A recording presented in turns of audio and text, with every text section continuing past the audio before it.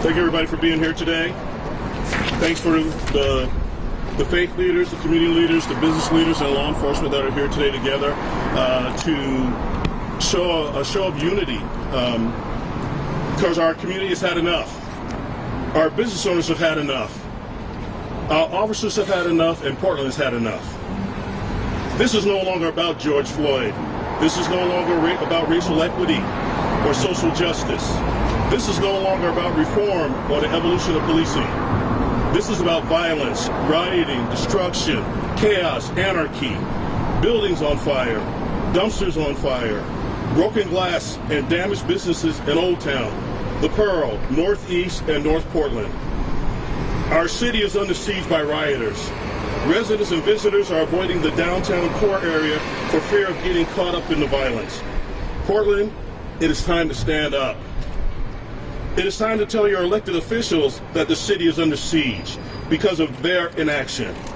Our elected officials have condoned the destruction and chaos of our city. They have invited privilege and entitlement to burn and destroy our buildings, businesses, and livelihoods. They have placed their political agendas ahead of the safety of all of us and the welfare of the community. This must stop. If you are black, if you care about black lives, if you care about the community, if you care about your officers, if you care about your city, the only thing you need to do is make this stop. It is time for our elected officials to do their jobs, to restore order to our streets and parks, to make it safe to go downtown Portland. It is time for the people of the city who want change, who want reform, who want peace, but to do it without violence, looting, or rioting, to stand up and say enough. Now I will have Pastor Hennessy come up. He will give us a short prayer and some words. Thank you. Good afternoon, everybody. My name is Pastor J.W. Matt Hennessy, the pastor of Vancouver Avenue First Baptist Church here in Portland. Hennessy is spelled Hennessee. I am here today on behalf of the faith community and on the understanding that what has been going on here and the damage and violence that has occurred in our beautiful Rose City is not damage and violence that we stand to support. I come as co-chair of the Ecumenical Ministries of Oregon, representing a number of different Christian religions around this state, and also the Common Table, where we come together as members of denomination religious groups all over the state of Oregon. It is important that you know that we love our city. We believe in our city. And we believe that this city has had an amazing history of always being able to work together.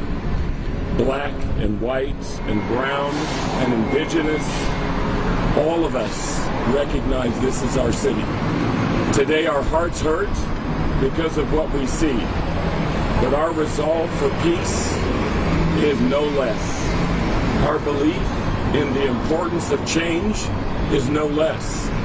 We believe there needs to be change. President Darrell believes that there needs to be change. President Darrell has made it clear that he wants to see police reform. He has asked me and others to come together, to work together to do that. Not, by the way, in the midst of hatred and violence, but come together at a table of understanding, a table that we can reach out and listen to one another, hear each other, and I have accepted that invitation to do just that. There's also been an invitation to come and demonstrate with the police on the street peacefully. I've accepted that invitation as well. And the invitation that I would like to give is to those who are destroying buildings, who are setting fires, who are looting buildings. I want each of you to know, number one, we love you because you're God's children. We don't like what you're doing. Let me try that one more time because y'all didn't hear me. I said, we may love you as God's children. We don't like what you're doing. And therefore, we want to work with you, and we ask for a moratorium, literally a moratorium on the streets, to give us an opportunity hearing you, because we want you to know that we hear you. We understand that there are issues that you want to talk to us all about. We want to make sure to hear you. We not only want to make sure to hear you, we want you to tell us where you want us to meet you, and to have an opportunity to have a conversation so that we, the people of this city, we can come together and do what we do best, and that is hear one another, work together, and work very hard for solutions.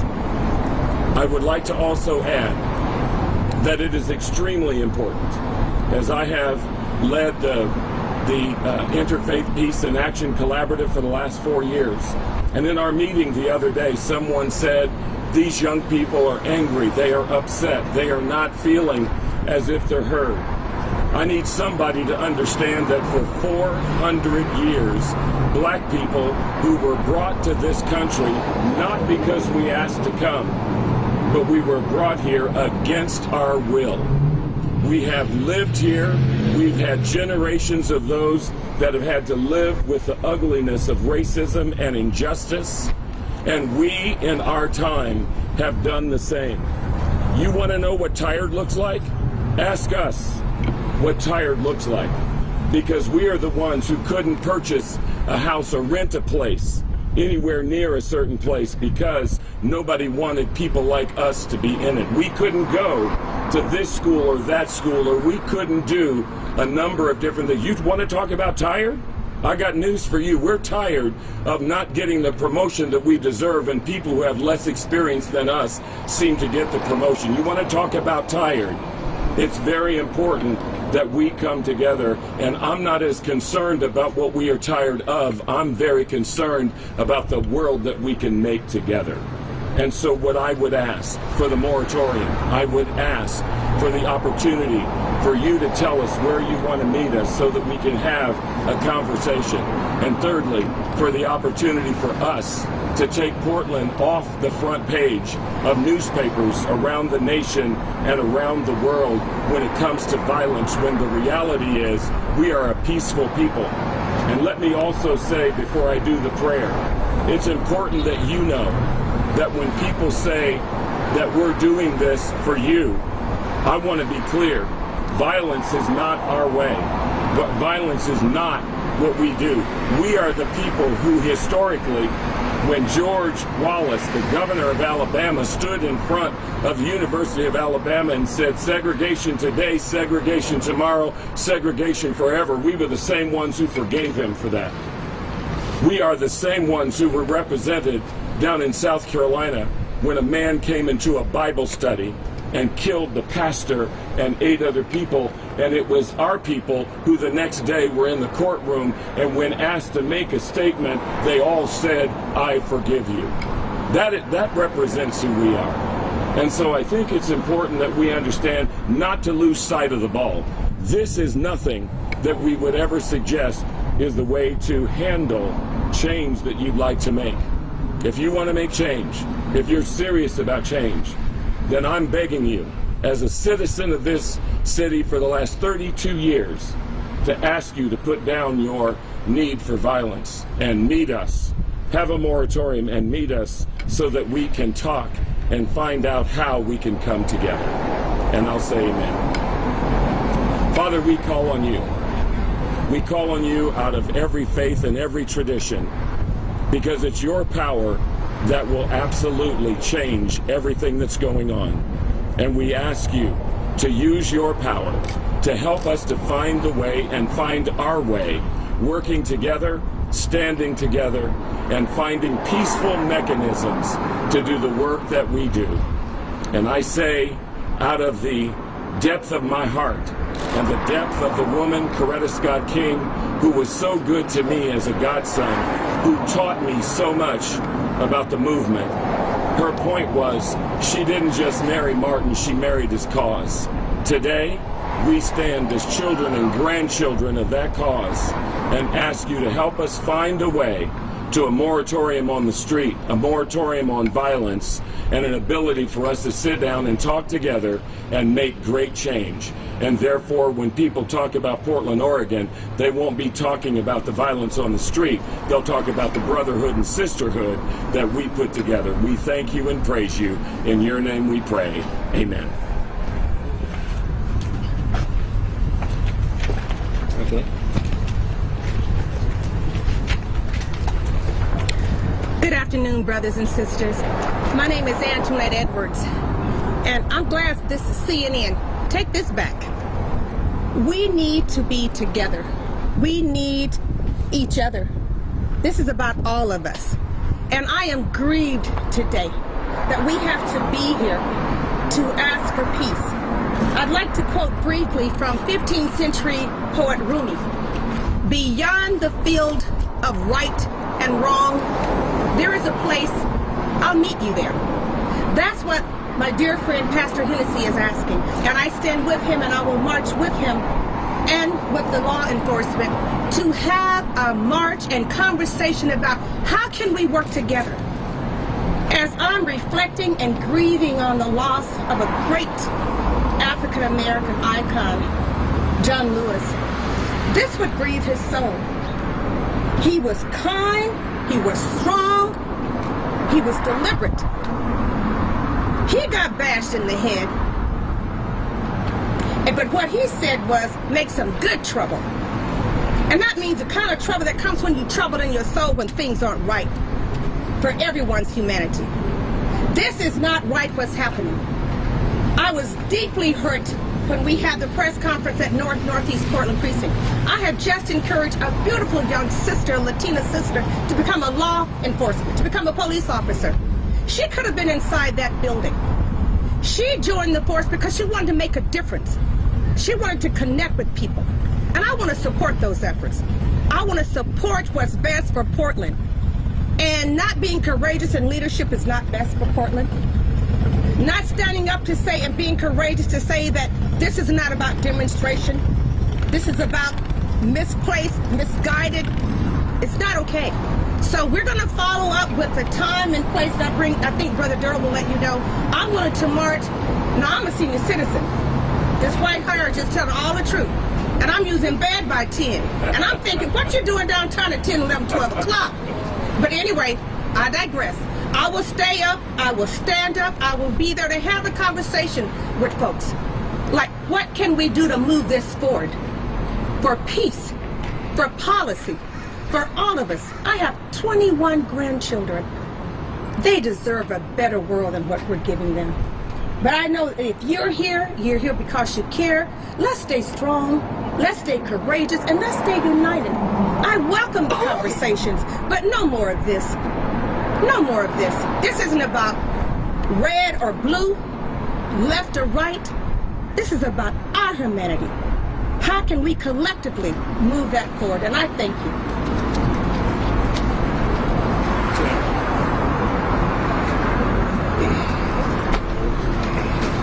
Hello, my name is Sam Sachs, S-A-C-H-S. I am a member of Portland community. My family's been here since the 1940s. I'm also the founder of the No Hate Zone. It's a organization focused on ending hate and racism through education, community engagement, and advocacy. Many people around the country know Portland is a hotbed for violence right now. History will tell you that it's a racist city, which it is and has been. History will also tell you that the Portland Police Bureau have had struggles with racism and the impact and the way they treat communities of color. History will tell you all of that. Oregon was created as a white utopia. But I also want to tell you what Portland is today. Portland is a city of opportunity, a city of love, a city of growth, a city that cares about its police, a city that cares about its black and indigenous community members, gay, lesbian, transgender, cares about everyone. Portland is a city of love and of hope. 4 years ago, in the midst of the killing of 5 officers with Dallas Police Department, the murder of Eric Garner, Walter Scott, many others, I approached the Portland Police and asked them and communities of color to come together to sit down and have a meal and to talk to each other as human beings. Put everything aside and get down to talking to each other as human beings, seeing each other as human beings. The Portland Police Bureau, Multnomah County, many law enforcement agencies in the Portland metropolitan area have been committed to that for the last 4 years. We've had book clubs, we've had sporting events, we've done a lot of different things. So I want to thank Daryl for giving me an opportunity to come here to tell you a different story. The Police Bureau still has a lot of work to do. When people like George Floyd are being murdered in the street, Breonna Turner, we need to continue to work towards ending the violence towards black, indigenous, people of color in our community. But the only way we can do that, I believe, is to come together and have a unified voice of love and of peace. That's what we have to do. What is the end game? The violence has got to stop so we can get to sit down and talk to each other and bring people together to try to find solutions. So I want to thank you for coming out. Thank you, President Turner, for giving me the opportunity. Portland is a city of love and of hope, and we have an opportunity to set the standard for everyone else. Thank you.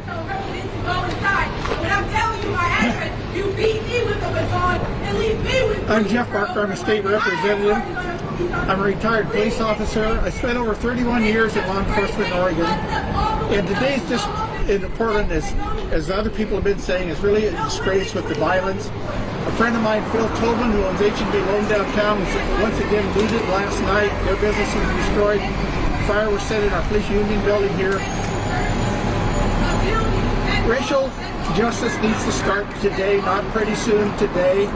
One of my nephews is a racial justice warrior who's been on these demonstration lines every night since this started. He's been out there 50 nights trying to get justice.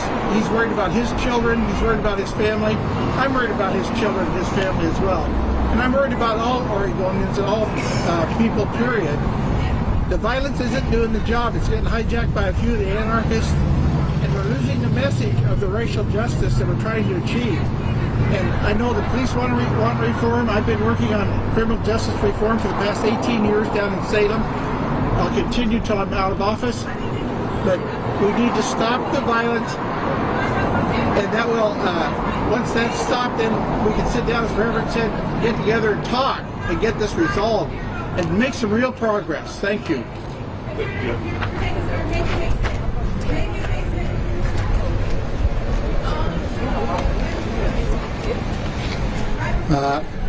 My name is Will Aitchison. I have lived in Portland for 42 years.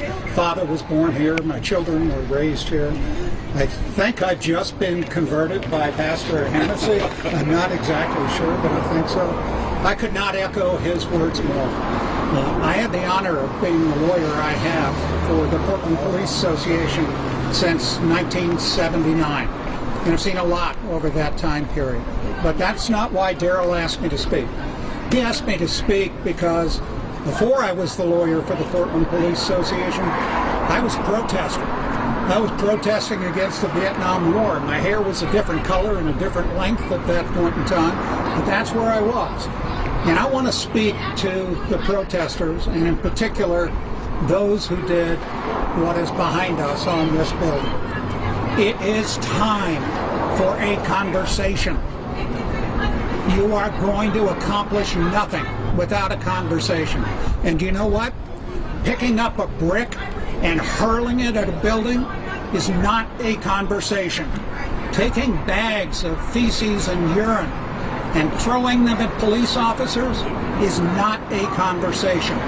Shooting fireworks into the faces of police officers is not a conversation. Writing things on the wall like "kill cops" all day long, or "cops need to die," that is not a conversation either. Take up the message that Pastor Hennessy gave you. It's time to talk. Much has been accomplished in the last 6 weeks. If you think about it, because of the protests, the Oregon legislature went into special session, passed a suite of police reform bills. The Portland City Council, on an emergency basis, cut tens of millions of dollars out of the police bureau's budget. Much has happened, but now we need to talk about the future and what the future is going to look like. And to do that, we need to sit down together and talk. Thank you.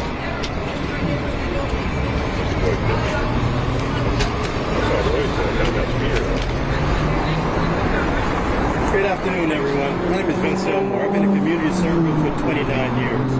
And the reason I'm here today, I didn't expect to be here. The community called me. I have mentors like Antoinette Edwards and Edna Robertson and Sharon McCormick and many others that have taught me how to work with my community and collaborate to work towards resolution. But we hear from a lot of politicians and we hear from everyone. But what Edna taught me was you need to let the community speak for themselves. Pat lives 3 blocks away. Three houses away. And he's experiencing this every night. So you don't need to listen to me. You need to listen to the voice. My job right now in the city is to make sure voices are heard. So I want you to hear the voice of a community member. Pat, tell them how you feel. Good evening. So like Vince said, I live 3 houses up the street and have been a wonderful witness to these protests on the 3 nights that they've happened. As much as I agree with Daryl and everyone standing here, some reform needs to happen. But a protest in a neighborhood is not the place to do it. Lighting fires in a neighborhood where kids and people live is not the way to do it. You're losing the message by using violence and fear. And no one hears anything past the fires and the graffiti, the bricks thrown. You've lost the message once you start violence. And in a neighborhood of all places, where it's just the wrong place to do it. My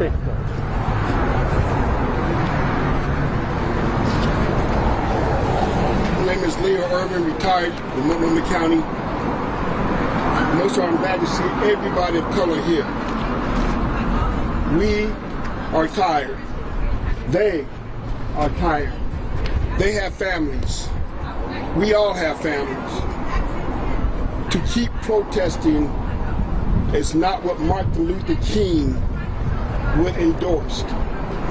We hear you, and we love you. People, we love Portland, but this has to stop. You're destroying people who work hard for their money. You're destroying personal lives of people. We have enough to deal with the pandemic. Now we're dealing with this. Young people, we hear you. I'm 65 years old, so I can tell you, I hear you. But this has to stop.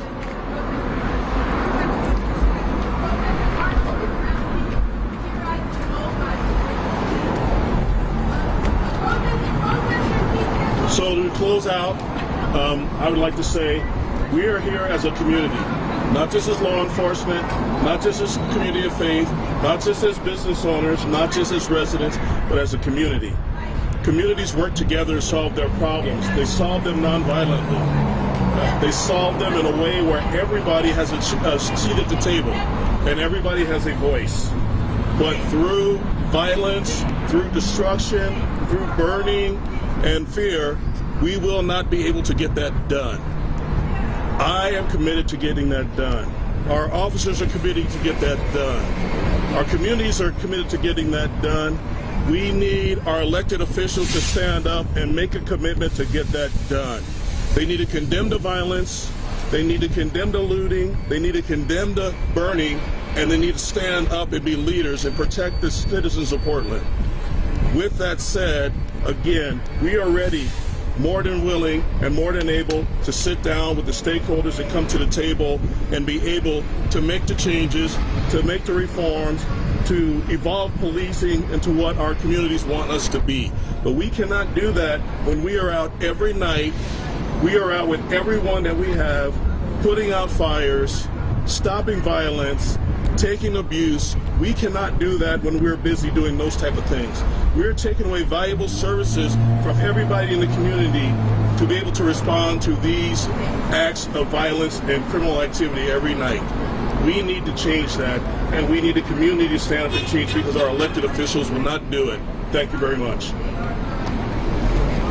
Commissioner Hardesty would like to take control of the police bureau.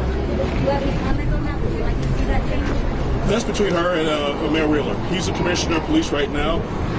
Traditionally, the mayor is the police commissioner, and so until that changes, we will see him as the police commissioner. Do you think that would be a helpful change? We have a police commissioner.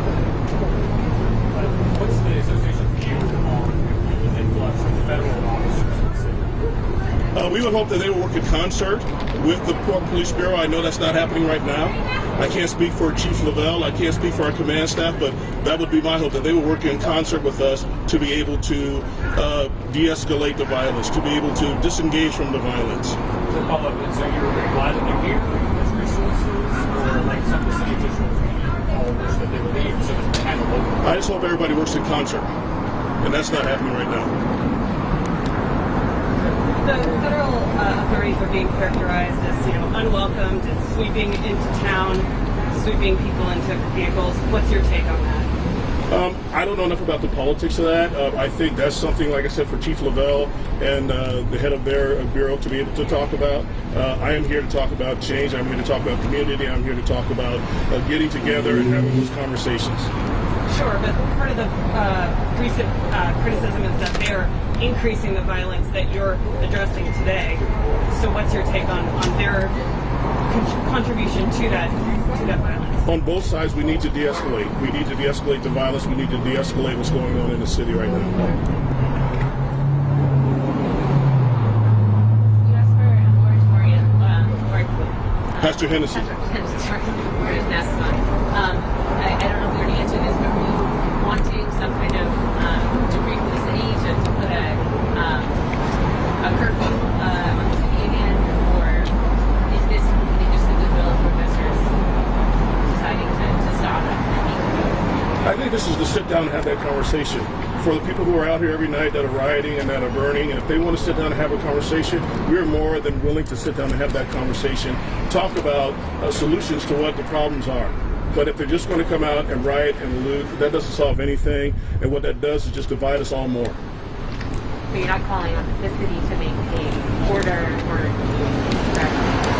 you're not calling on the city to make an order or change any of the ways that they're restricting protests? The only thing I want from our city leaders and our elected officials is to support the people of Portland, to support the rank and file officers, and to be able to come to the table and have those conversations.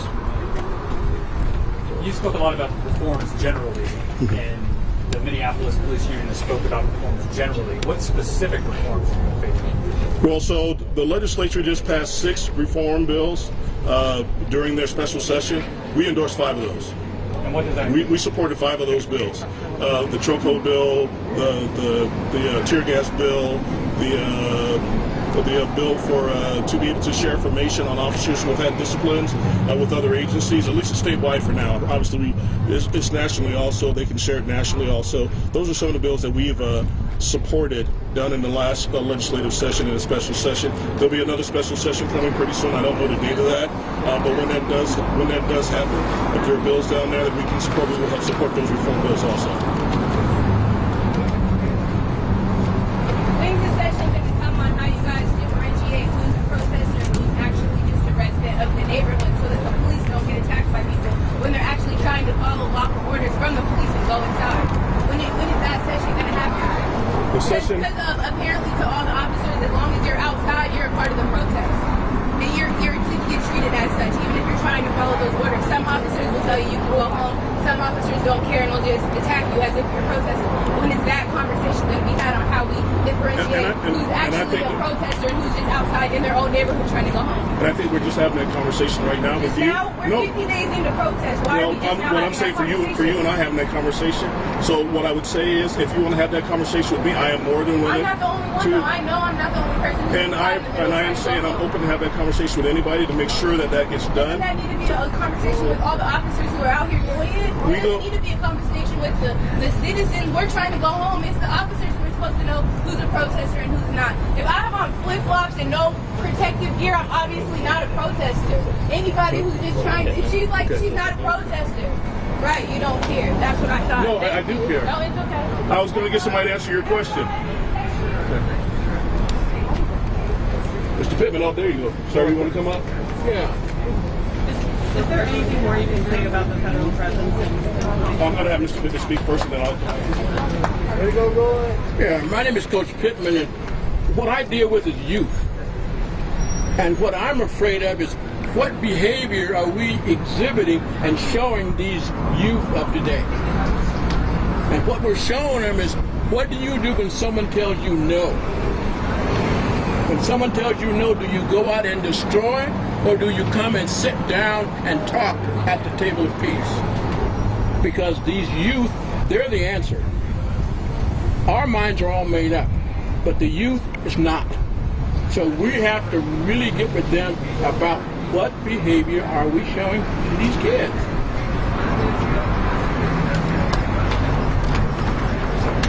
I want to say something about the federal government, since everybody keeps asking about it. The federal government needs to leave our city. I said it earlier. Portland is being portrayed as a violent city. All these things by 45, who has a mission to bring in his goons to attack people, attack citizens, pick them up off the street. As a Jew, it reminds me of Nazi Germany. So you want to hear what I think about the federal government? They need to leave the city. Get out of our business and let us take care of our own. Let us try to come together to find peace. That's what I think about the federal government. What happened to Donovan Labella is atrocious. The man could have been killed. The young kid could have been killed. Somebody's going to die, whether it's an officer or a citizen. Are we going to stop then? 45, get your goons out of my city. We don't want you here. We are trying to work together to find peace and make Portland the city of roses that it is, the city of love and growth. So that's what I think about the goons. They need to go. Do you agree with that? Do you agree with this statement? Daryl, how you doing? I've got a bucket of paint at home, and I got a paintbrush, and I want to come back and obliterate some of this stuff. Is that okay? Well, I think the city's going to come do that tomorrow for us, but I do appreciate the offer. Okay. So one of the things we talked about was police reform. As I've said, we are open to police reform. We have 8 points of police reform that we're open to and we want to talk about, but obviously that's not the only ones. 21st century policing. Re-examine and implement the 2015 recommendations from the President's Task Force. Alternatives, create crisis management teams that combine officers with social workers. Community policing, return to community policing principles like we've been doing for years. Fair discipline, implement a discipline guide that is fair and accountable system. Officer wellness, establish programs that enhance mental and physical wellness for stress management. Recruit applicants of diverse backgrounds, college education, positive prior police experience. And training, continue to prioritize training of crisis intervention, mental health de-escalation, false alternatives, and bias-free policing. I have a question about the community engagement aspect of it. Do you support expanding street response? I think we have to find alternatives to police officers responding to mental health issues that don't need police officers there. We don't want to be in that business, but we have been because in the early 2000s, as many people remember, the state of Oregon defunded the mental health system. And we see what happens when you defund critical systems to the state. We have mental health issues that we've been putting hundreds of millions of dollars into now to try to catch up.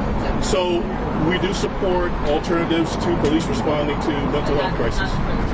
No, I just said we do. Yes, we do. And expanding it? We have to see how the pilot program works and make sure that it's viable and it works for everybody. You have to. You had mentioned you met with the head of DHS to talk about